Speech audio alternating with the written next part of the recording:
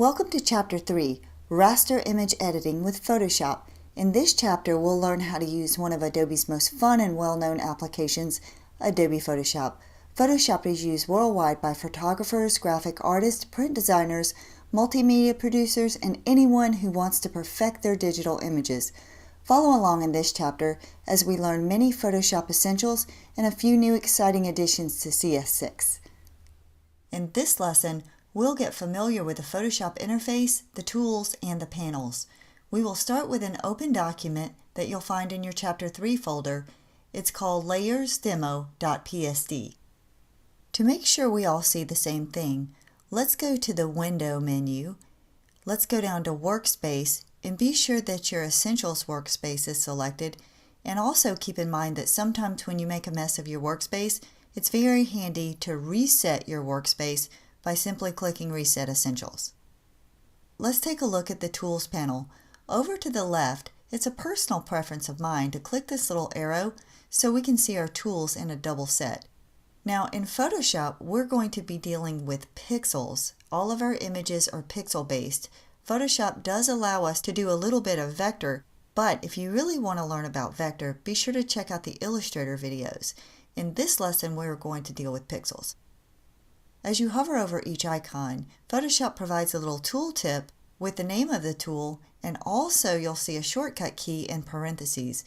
Now the Move tool, the tool that's active now, is a very popular tool. That's because when you work in Photoshop, for example, if you'd like to work on this dog, you first need to select the dog, and you do that with this black tool called the Move tool. If you wanted to work on the dog on the bottom, you would need to select this dog either here on the workspace or in the Layers panel, and we'll learn about that in the next lesson. Getting back over to the tools. So that's the most common by far is the Move tool, shortcut key V. If you hover over some of the other tools, you're going to see a variety of tools that do all kinds of things. In Lesson 3, we are going to focus on making selections. There are a lot of different selection tools, like the Lasso tool and the Magic Wand tool, and even the Marquee tools that allow you to make selections to isolate part of your objects before you work on them. You see here that you have the Crop tool. You have all kinds of tools that allow you to change specific pixels, like the Spot Healing Brush and the Clone Stamp tool.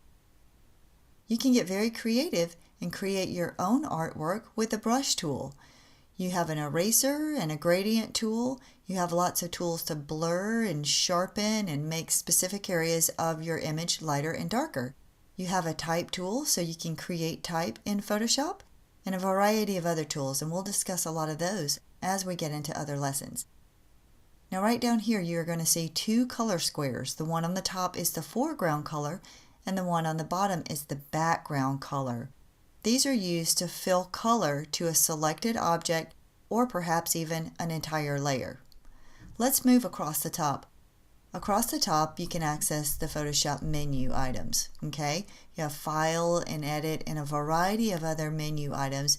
Take a second and run your cursor across the menu items and just get a quick idea of some of the things that we can do in Photoshop from the menus at the top. Now if you go all the way over to the right, you're going to see the Window menu. This guy is special.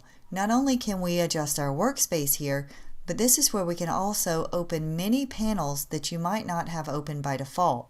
The panels that we do have open are over here to the right. If we need to find a panel that we don't have open already, we simply go to the Window menu, and from here we can open any other panel. For example, the History panel. The History panel is very important because in Photoshop we only get one undo.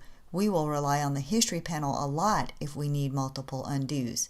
Now, if you need to separate any of the panels, all you need to do is click once on its tab and then pull it away from its group. Once on the tab and pull it away from its group. You can also make your own customized panel groups simply by pulling the panel by its tab and docking it in with another panel. So we'll just move this one over and dock it in with the History and the swatches. Every panel has a panel menu in the top right corner. Clicking on the panel menu will give you many options for that panel. There are quite a few panels in Photoshop. Some of the most common to keep open all the time, however, is the History panel and most definitely the Layers panel. Every Photoshop document comes with one default layer. This is an open document, and you can see that this document has 3 layers. When you create a new document, however, you only get 1 layer. Let's do that real quick. Let's go to the File menu and choose New. I'm on a Mac today, so notice the shortcut for a new document is Command-N. That would be Control-N if you're on a PC. When the New Document dialog box opens, you'll be prompted with a whole lot of different choices to make for your new document. You can choose one of the presets here in the preset drop-down list, or you can specify your own custom width and height, resolution, color mode, and so on. If we click OK to accept the defaults, what you'll notice here is one background layer that's locked. And we'll talk more about how to unlock the layer in upcoming lessons. For now though, look at what we have. We have one unsaved document called Untitled 1, and if we click over to the tab to the left, we can access the other document, Layers Demo, that we were learning about. One other quick thing to show you, and that's the control panel across the top.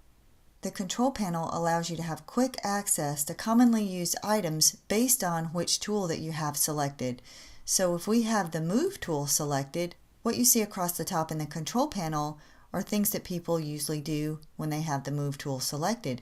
If you go down and select the Lasso tool, notice how the control panel changes for common things that people usually do with the Lasso tool. Let's select the Move tool and talk about what we've just learned. We've learned that there are a lot of different tools in Photoshop, and by the way, when you see this little arrow in the bottom corner, if you press and hold your mouse down, you can access other tools underneath the tool that you're trying to use. We've learned about Photoshop's menus along the very top. We've learned about the control panel. And we've learned about the panels, which most of the time are docked over to the right, but they can be separated and you can even customize your own panel groups. In the next lesson, we're going to get deeper into the Layers panel. The Layers panel is the heart of every Photoshop document, and having a good understanding of the Layers panel will definitely set you on the road to success.